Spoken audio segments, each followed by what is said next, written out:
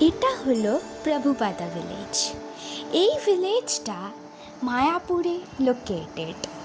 এই ভিলেজটা অনেকই সুন্দর আর পুরো গাছপালা দিয়ে ভর্তি। এই ভিলেজে একটা রেস্টুরেন্টও আছে যার নেম দ্য হাইলি টেস্ট। আর এইখানে একটা গৌশালার মতো একটা ছোট আছে যেটা এই ভিলেজেরই।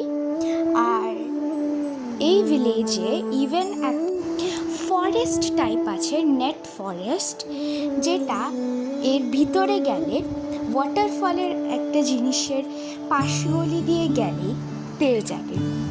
আর তার পাশে পার্ক করা থাকে কটা গরুর গাড়ি।